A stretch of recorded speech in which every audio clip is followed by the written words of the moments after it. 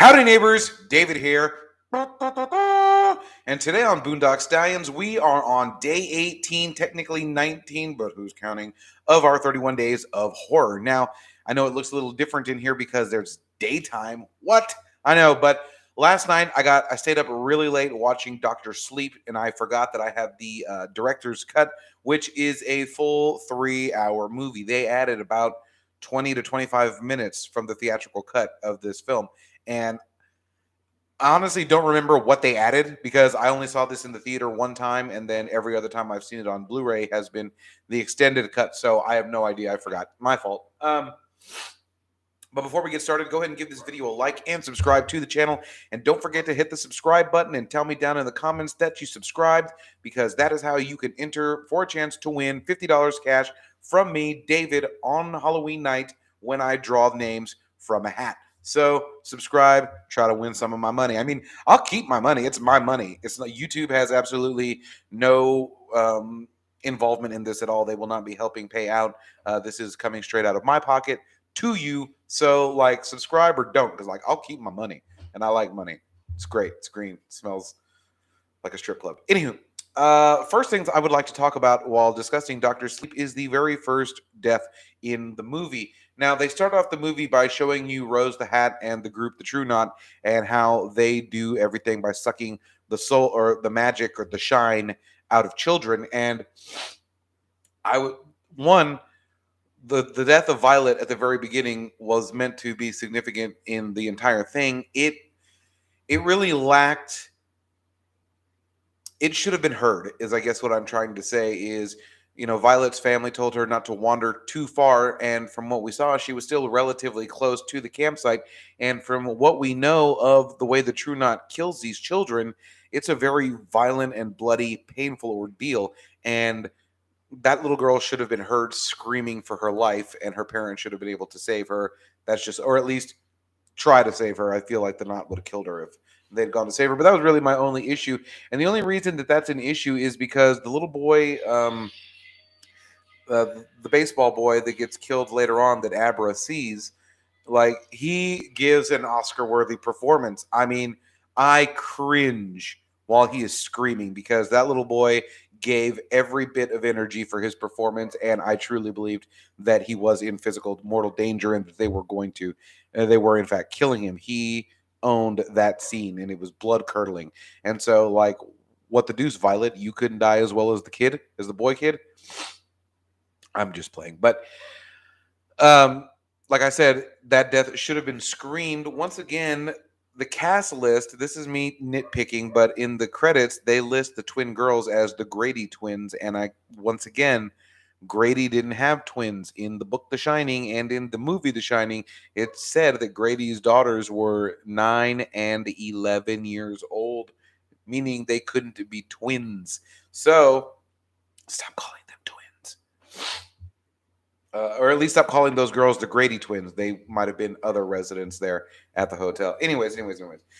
So while in most books have to leave out things, or most movies have to leave out things from the books, one thing that was left out that I was really upset about was the familial connection between Dan Torrance and Abra Stone.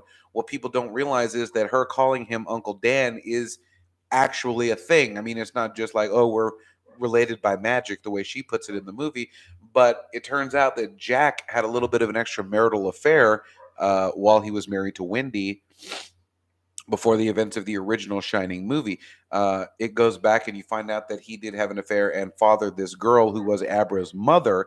So Abra's mother is technically Dan's half sister, which means that Abra is still his actual niece. And all of that is left out of the book or the movie, which is very heavily implied in the book and spelled out with crayons for us. Thank you, Stephen King.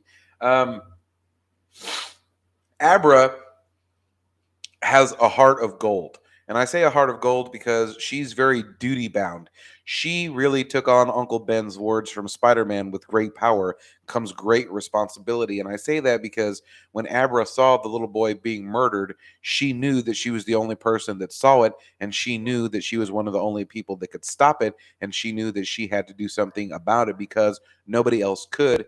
And she knew that she could, in fact, lose her own life while stopping these people. But she was willing to do that to save the lives of children all over the world, and as a way to avenge the ones that had already been killed in the centuries that these people have walked the planet before us. I really, Stephen King tapped into something dark for the True Knot, and like I was absolutely horrified by them and how it came about. And as far as casting goes, I was super like okay, like they got me. I had pictured Zoe Saldana as Rose the Hat, and there's nothing wrong with the actress that played her in the movie. She was perfect.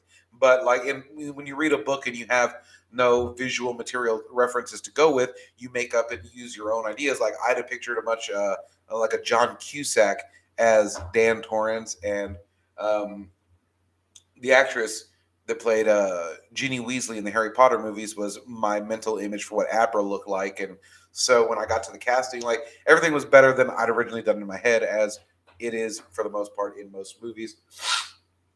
Um, Everyone shines. Like not everyone, but most people, a lot of people shine, and they don't even know it. That's actually very interesting things that Stephen King was talking about, and it goes back to the fact that uh, Dan's father Jack did shine in the original movie, and that his shine had a darkness, and that it was that darkness they were able to feed while they were in the Overlook Hotel that drove him crazy.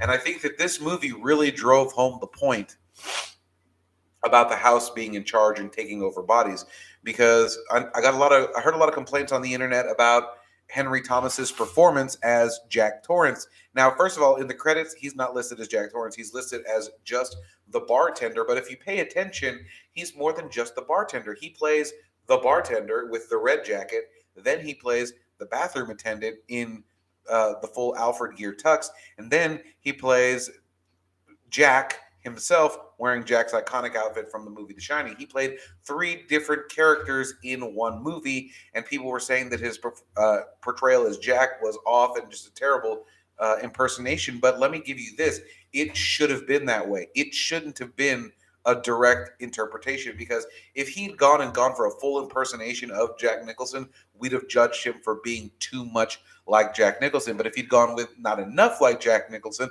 we'd have crucified him for that as well. He was walking a very, very fine line. And what he did was he decided that he wasn't really going to play Jack except in just the scenes where he's recreating shots from the original Shining movie. While he's the bartender and while he is the bathroom attendant, that is the house possessing his body, much the way the house possessed Grady's body when talking to Jack in the original Shining movie. And a lot of people miss that, but I'm pretty sure that's exactly what they were going for when they made this. I loved watching Rose fly over the town. Oh, that was literally from the book good. I mean, I'd imagined it perfectly like that.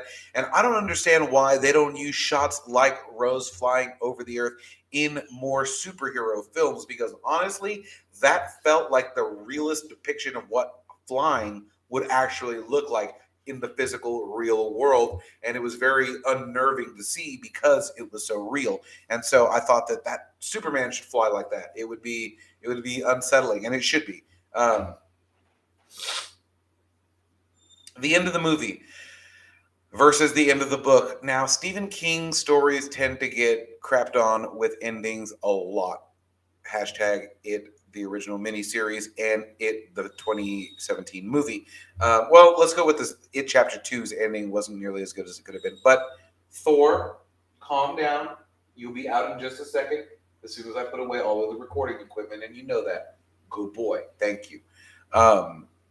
My dog, the only time he ever gets locked in his kennel is when I'm recording, because he would knock down my lights, my microphone, my cameras, my laptop, my stands, my everything, because he's a big lovable pit bull and he just stomps through the yard.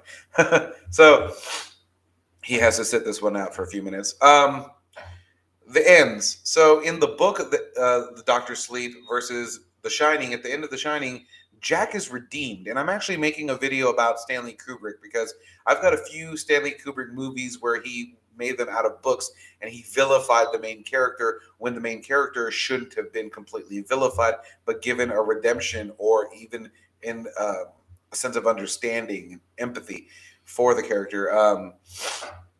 But at the end of The Shining book, Jack breaks through the hold the house has on him and realizes that he's about to murder his wife and son and tells them to leave. He makes them run and flee and stands there and lets the house blow up in his face to save his wife and child from himself and the house or the hotel. And so my thoughts on that were sorry, got a little distracted by a message that popped up on my screen. Sorry. My thoughts on that were, why did you make him a villain? Jack died in the snow in the movie, and he had a beautiful redemption arc that would have played out into the next movie. Let me let you go. I'm getting a call. Be excellent to each other and party on, dudes.